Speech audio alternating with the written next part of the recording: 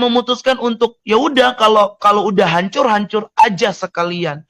Jangan setengah-setengah. Ya udah, kalau mau rusak aja sekalian. Jadi saya dari seorang penari striptis, penari telanjang, saya memutuskan untuk sampai melayani sampai di bookingan out atau orang-orang biasa bilang ya. Terus bisa sampai ke dalam hotel seperti itu. Nah, waktu itu saya merasa bangga. Saya merasa, oh banyak duit. Saya merasa banyak uangnya. Sehari bisa sampai 5 sampai 10 juta saya bisa dapatkan. Itu saya merasa, wow, bangga. Pengen kasih lihat ke teman-teman, kasih lihat ke orang-orang, saya banyak duit. Seperti itu. Tapi ternyata itu salah. Dan akhirnya satu titik di mana saya mulai capek. Waktu itu saya dipekerjakan suami, dipekerjakan pacar itu dari saya umur 13 jalan 14 tahun, itu tahun 2010 akhir, 2011, 2012, dan 2013. Itu non-stop, tidak berhenti. Non-stop jual diri, non-stop jadi PSK. Jadi itu selalu setiap tahunnya begitu, tidak ada jangka-jangka berhenti, tidak ada jangka-jangka istirahat, tapi terus dan terus jual diri, terus dan terus jual diri. Seperti itu. Saya sekali lagi saya mau bilang, saya tidak bangga ya dengan latar belakang saya, tapi saya bangga Yesus mengubahkan hidup saya. Saya bangga Yesus memulihkan hidup saya. Saya bangga Yesus membawa saya dari gelap ke terangnya yang ajaib.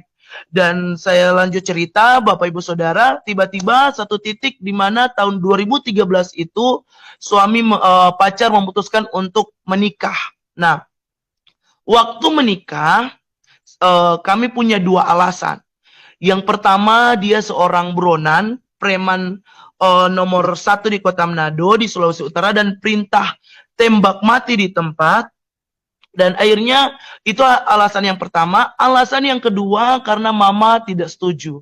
Nah, pihak dari orang tua yang tidak setuju itu karena satu, dia Kristen, dan kedua, dia itu preman. Nah, saya latar belakang dari seorang Muslim, latar belakang yang tidak mengenal nama Yesus, latar belakang yang tidak tahu apa itu Kristen, latar belakang yang tidak tahu siapa itu Yesus. Saya dari Bugis, Pangkajene Sidrap, atau di Sulawesi Selatan. Saya berasal. Dan satu keluarga saya itu tidak ada yang Kristen. Seperti itu. Semuanya Muslim.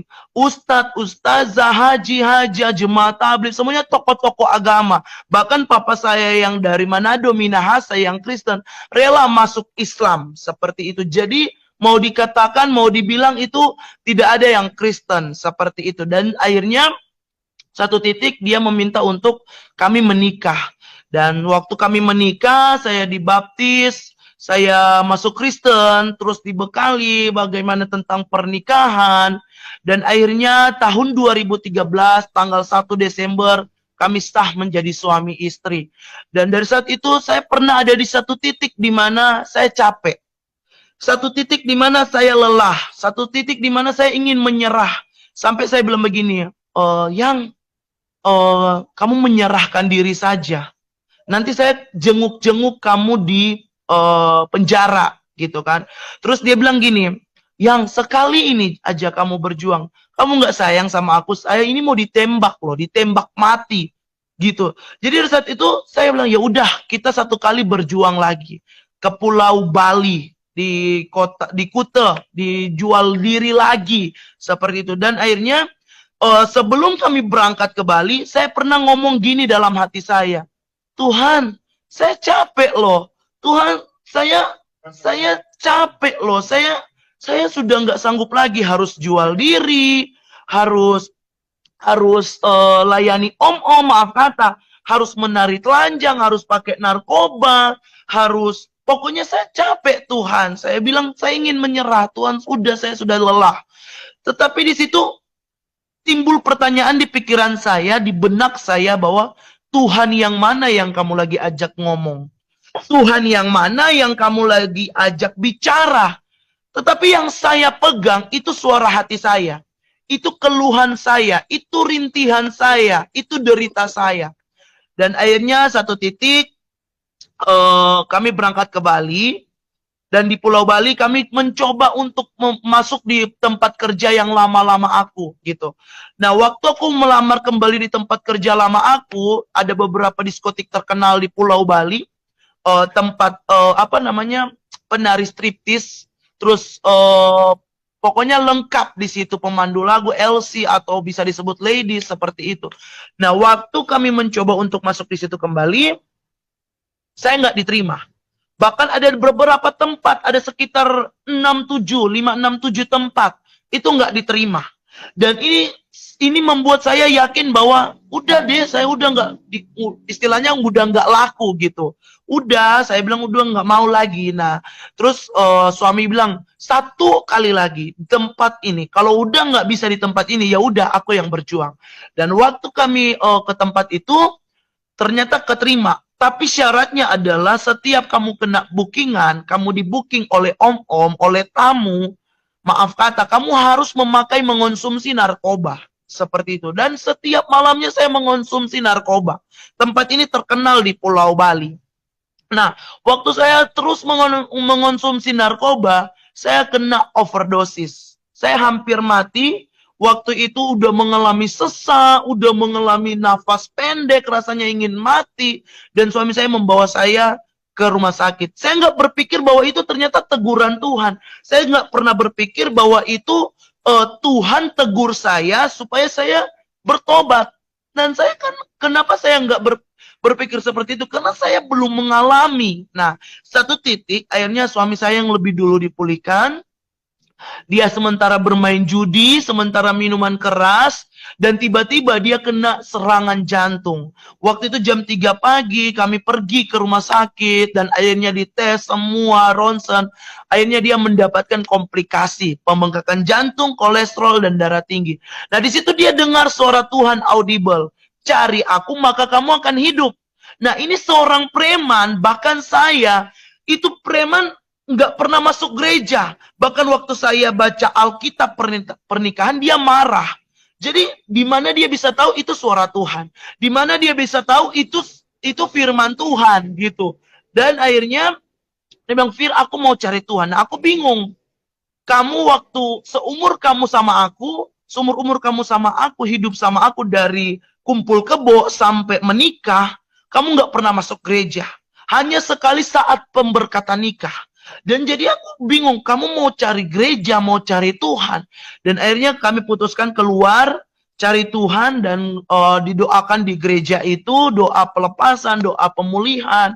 Dan akhirnya kami bertumbuh bersama dalam Tuhan. Tetapi saya belum bertobat. Sudah melihat Yesus, sudah masuk Kristen, sudah dibaptis, tetapi Kristen tanpa pertobatan. Kristen tanpa perjumpaan pribadi dengan Tuhan. Sudah masuk Kristen, sudah dibaptis, tetapi tidak mengalami perjumpaan dengan Tuhan. Artinya Kristen KTP, hanya sekedar beragama tetapi tidak bertuhan. Dan dari saat itu, selesai kami dituntun, dididik, terus tiba-tiba waktu jam 3 pagi saat teduh, suami baca firman, tidak ada yang tersembunyi bagi Tuhan. Semua terbuka dan telanjang. Dan dia jujur dengan keadaannya yang dia buat kelakuan tanpa sepengetahuan aku. Dia main selingkuh, dia main belakang dengan sahabat aku, dengan teman-teman, bahkan suka pakai perempuan di luar sana. Nah, aku nggak terima. Aku nggak terima, sampai 7 kali aku minta cerai ke dia. Saya bilang, kamu masih muda, saya masih muda, gitu. Tapi dia bilang, Fir, apa yang dipersatukan Tuhan tidak bisa diceraikan oleh manusia. Fir, Tuhan membenci perceraian. Aku nggak mau tahu, pokoknya kita mau pisah, dan pisah. Tetapi Tuhan itu ajaib. Tuhan itu dahsyat. Dia membenci sebuah perceraian. Dia tidak mau apa yang dia persatukan itu diceraikan. Dan akhirnya pemulihan terjadi. Ini perjumpaan saya pribadi dengan Tuhan. Waktu itu, pokoknya dia mau baca Alkitab, dia mau selesai baca Alkitab, dia makan, selesai makan, mau kerja, selesai kerja, dia mau pergi, mau menyembah pakai gitar, saya tendang dia, saya maki-maki dia, pokoknya kata makian, kata kebun binatang, semuanya keluar, saya lontarkan atas suami saya. Saya berpikir bahwa dengan cara seperti itu, mungkin suami saya akan akan bosan, akan menyerah, dan akhirnya menyetujui untuk bercerai. Tetapi ajaibnya Tuhan, dia hanya diam, berdoa, dan serahkan semua kepada Tuhan. Dan itulah kuasa Tuhan yang dahsyat dan ajaib. Nah, satu titik dia panggil saya ke KR. Dia panggil saya ke KKR. Dia bilang begini, Fir, ayo kita ke KKR. Tapi entah kenapa saya mau ikut. Padahal kemarin saya sudah nggak mau lagi. Saya udah membenci, udah menyerah, udah kayak putus asa. Saya bilang, ini yang namanya Kristen. Saya sempat begitu sama suami saya. Terus akhirnya entah kenapa saya memberanikan diri untuk masuk, untuk ngikut gitu ke KKR ini. Tetapi sebelum ke KKR, saya bilang, tolong mampir di warung, beli rokok. Saya mau beli rokok, saya mau isap rokok gitu, mau ngisap rokok sebelum ke gereja. Jadi sempat ngisap rokok sepanjang perjalanan dari kosan ke gereja. Seperti itu. Nah, sampai di gereja, masuk gereja, saya lihat ada habis khotbah, pendeta itu bilang, kalau kamu tidak mau mengampuni, Bapa di sorga tidak akan mengampuni kamu. Saya ingat sampai sekarang. Dan satu titik, waktu altar call, dipanggil, ayo siapa yang mau didoakan maju ke depan. Nah, suami maju, dia ajak saya pertama, tapi saya nggak mau. Terus dia maju ke depan, saya lihat nih, dia tanpa disentuh, tanpa didorong, tanpa diraba, dipegang, dia rebah sendiri, gitu. Dia rebah sendiri, terus dia manifestasi. Waktu itu saya kan nggak tahu kalau itu manifestasi. Dia banting sendiri, dia terlempar, dia terhempas. Nah, waktu itu saya jadi kaget dong. Saya bilang, hah, masa sih hamba Tuhan seperti ini? Ini pendeta apa dukun gitu kan? Nggak mungkin pendeta seperti ini. Masa orangnya rebah-rebah seperti itulah. Saya lebih takut dan lebih nggak percaya. Dan waktu itu selesai suami saya didoakan, saya lihat ada perubahan. Wajahnya bersinar, wajahnya kayak seger gitu, kayak berbeda gitu. Nah, akhirnya dia datang ke saya, terus dia bilang gini, Fir, ayo maju ke depan didoain. Saya bilang, kalau kamu mau bertobat, kamu aja, jangan panggil-panggil saya. Saya nggak mau, saya bilang gitu. Kamu yang ngajarin saya, kamu yang bawa saya kepada dunia gelap, kamu yang bawa saya dalam pergaulan yang buruk, kamu yang mengajari semuanya dalam hidup saya. Dan dari saat itu, karena saya lihat kiri kanan jemaat itu udah lihat kita cekcok, hanya dengan keterpaksaan hati saya maju ke depan. Waktu saya maju ke depan, pendeta ini udah kayak tahu aku gitu. Pendeta ini bilang gini, Ibu hatimu keras. Terus saya bilang begini, masa sih kamu pendeta bohongan, kamu itu dukun bukan pendeta. Tapi ingat baik Ibu, sekeras apapun hatimu, bahkan seperti batu sekalipun, namun kena sentuhan Tuhan, dia akan mengeluarkan mata air yang hidup. Dari saat itu, saya tetap mengeraskan hati saya. Tetap saya menggerutu, saya mencela pendeta itu, saya menghakimi dalam hati saya, pendeta ini enggak benar. Dan ketika dia doain saya, memang tidak terjadi apa-apa, habis berdoa. Nah, itu membenarkan firasat saya, membenarkan kecurigaan saya bahwa, tuh kan, benar. Buktinya saya nggak rebah, buktinya saya nggak jatuh, buktinya saya nggak terlempar, terhempas, buktinya saya baik-baik saja, saya berdiri tegak, saya nggak ngerasain apa-apa. Benar kan, kamu pendeta nggak benar. Kamu pendeta itu dukun. Saya bilang gitu kepada dalam hati saya kepada pendeta itu. Dan selesai jemaat pulang, waktu itu kebetulan KKR-nya di dalam hotel, di room hotel. Waktu jemaat masih keluar dari room hotel, room ibadah itu, jemaat masih di lobi hotel. Nah, waktu saya keluar dari room ibadah, di depan pintu, saya banting-banting diri sendiri. Seperti ada yang bakar hidup-hidup diri saya dari ujung kepala sampai ujung kaki. Seperti ada orang yang bakar hidup-hidup. Tapi anehnya ketika saya lihat begini tidak ada yang bakar. Dan dari saat itu saya minta tolong. Yang tolong, sayang tolong. Dan dia saat itu saya lihat dia masuk ke dalam, panggil pendeta. Pak pendeta tolong doain istri saya. Waktu pendeta itu datang, dia bilang begini, apa ibu saya bilang? Ibu tidak bisa melawan kuasa Tuhan. Ayo terima Yesus, buka hatimu, terima Yesus secara pribadi. Nah, pertanyaannya, saya harus terima Yesus seperti apa? Saya harus buka hati seperti apa? Dan satu titik tiba-tiba ini perjumpaan pribadi saya dengan Tuhan. Tiba-tiba ruangan lobi hotel yang tadi banyak jemaat, ada karyawati hotel, ada petugas cleaning service di situ, semuanya hamba-hamba Tuhan. Tiba-tiba ruangan itu berubah. Ruangan itu berubah drastis. Putih, hening, damai, tenang banget. Tapi anehnya saya masih merasa kesakitan. Anehnya saya masih merasa terbakar.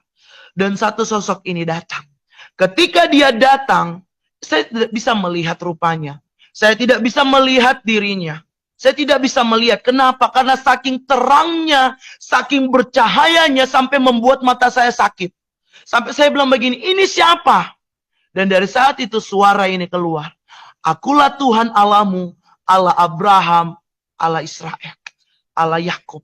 Dan dari situ, akulah Yesus Kristus. Saya di situ belum percaya. Saya di situ belum kayak sepenuhnya percaya. Tapi di situ saya melihat. Dan dari saat itu dia bawa diri saya, dia pegang tangan saya, dia bawa keluar melewati lobi hotel itu. Dia bawa keluar pintu masuk dari hotel.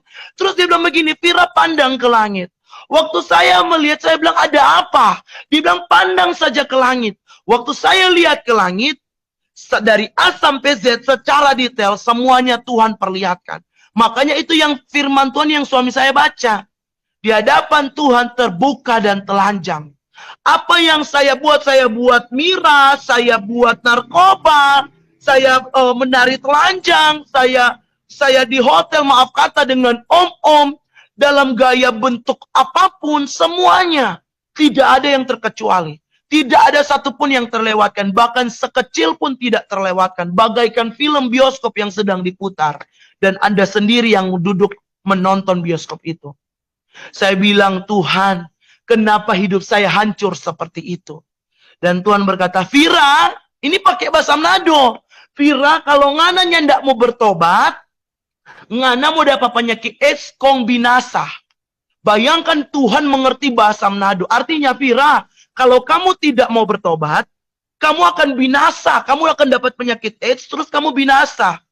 Bayangkan Tuhan mengerti bahasa Manado. Dan saya percaya Tuhan itu punya 1001 bahasa. Dan saya percaya bahkan bahasa tetesan air mata dia mengerti tanpa kita bersuara. Itulah Tuhan yang dahsyat dan ajaib.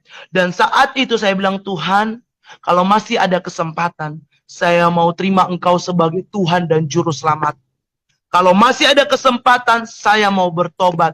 Mau jadi saksinya Tuhan." Dan saya mau katakan, di dalam Tuhan selalu ada kesempatan. Di dalam Tuhan selalu ada kesempatan. Ketika kita mau respon panggilan Tuhan. Dan dari saat itu, saya bagaikan diajak Tuhan, dibawa Tuhan berdiri. Di bawah air terjun yang sejuk sekali, tenang sekali, dingin sekali. Dari ujung kepala masuk sampai ke ujung kaki. Sampai rasa panas itu kayak lepas seperti itu. Dan itu yang dahsyat ajaib. Saya bilang, "Tuhan, saya nggak pernah dapatkan ini." Makanya firman Tuhan katakan, apa yang Yesus berikan tidak seperti yang dunia berikan. Berbeda. Yesus berikan ketenangan, kedamaian, sukacita, kelegaan. Dalam kitab Matius mengatakan, "Marilah kepadaku semua yang letih lesu dan berbeban berat. Aku akan memberikan kelegaan kepadamu." Asalkan datang kepada Tuhan. Kalau tidak datang berarti tidak dapat kelegaan. Tapi kalau datang kepada Tuhan, maka janji Tuhan digenapi.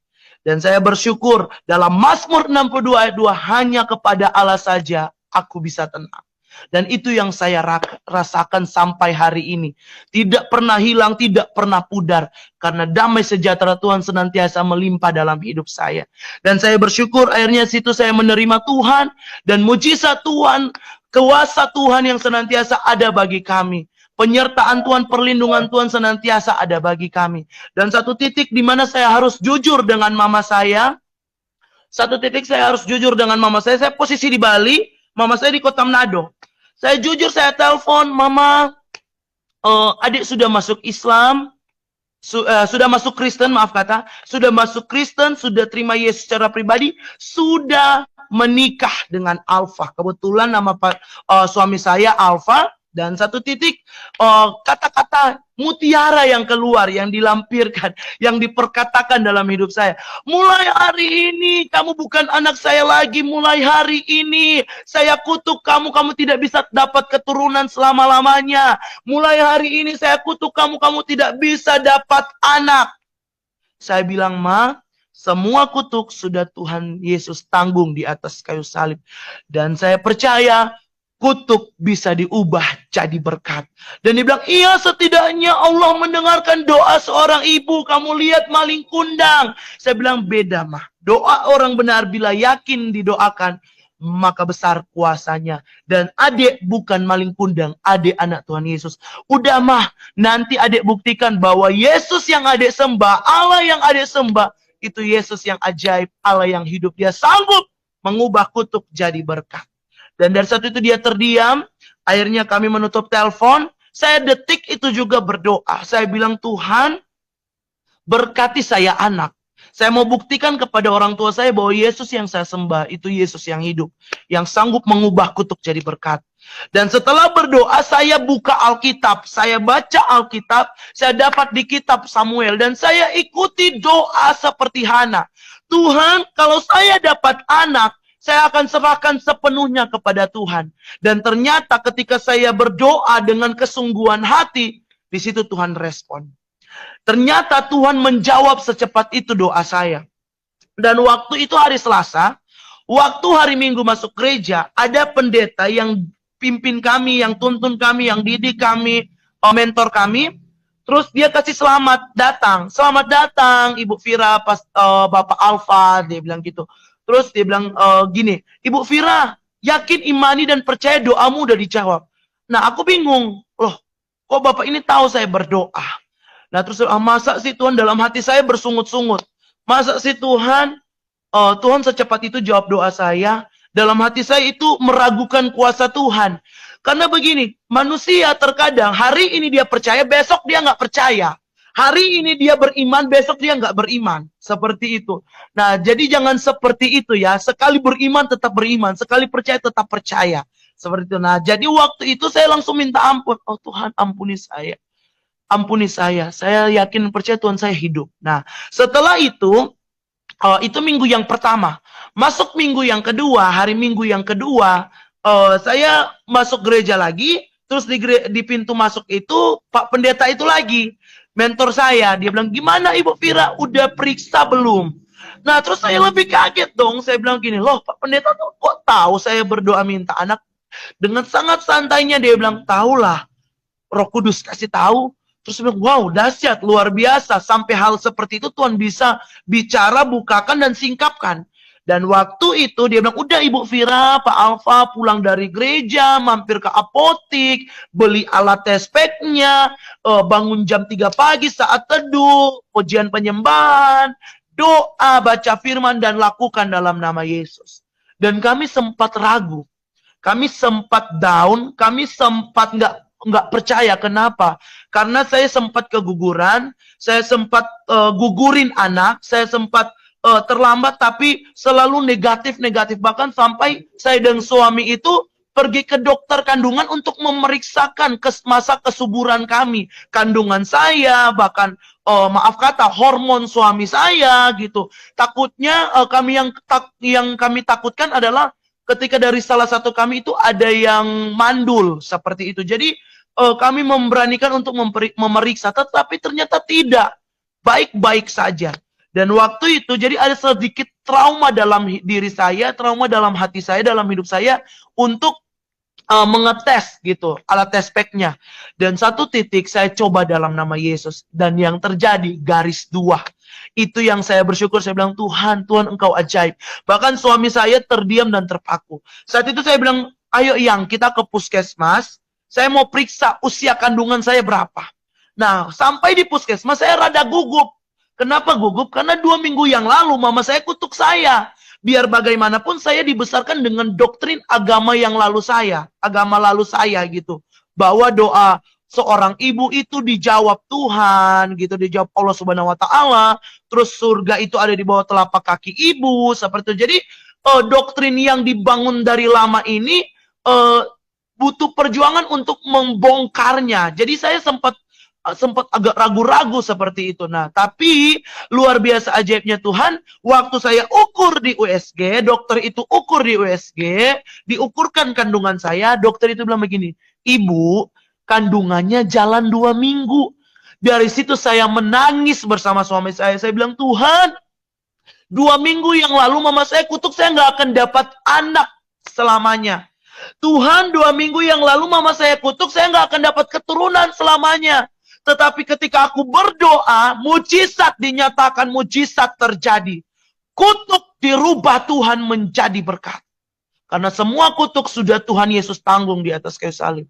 Dan saya menangis, saya bersyukur di situ. Tak lama Bapak Ibu Saudara, saya telepon mama saya.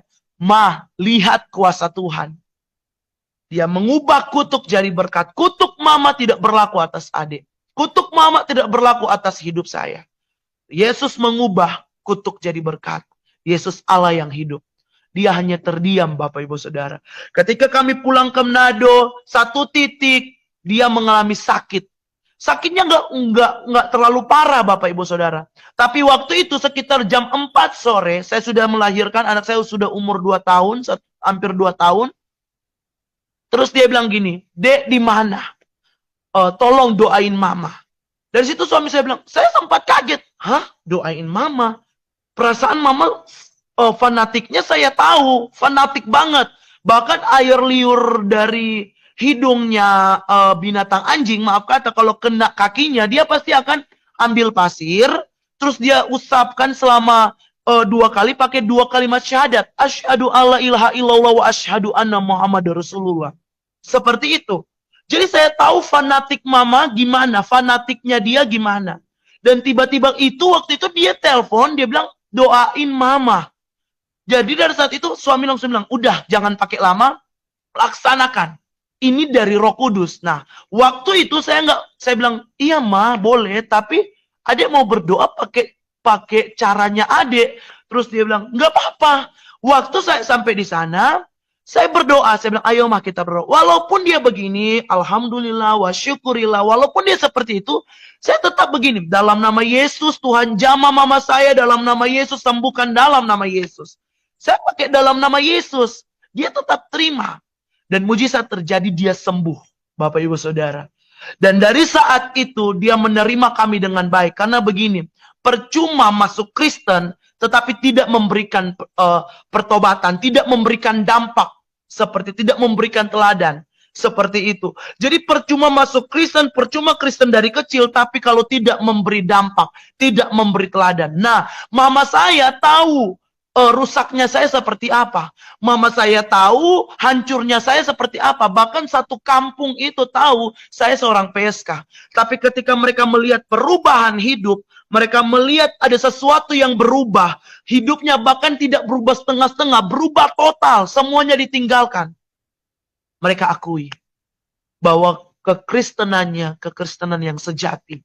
Seperti itu. Dan waktu itu, mama saya setiap kali dia sakit, atau teman-temannya sakit, keluarga dari teman-temannya, dia pasti akan telepon saya dan suami untuk berdoa.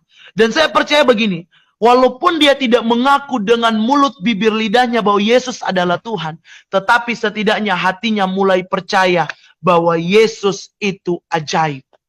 Dan puji Tuhan sampai hari ini, Tuhan percayakan kami, Tuhan bawa kami dengan dahsyat dan luar biasa. Kami bersyukur itu karena Tuhan. Dan Tuhan percayakan kami dalam sebuah pengembalaan, dalam ministry, di mana ministry ini kami percaya namanya dari Tuhan, Pasukan Singa dari Yehuda.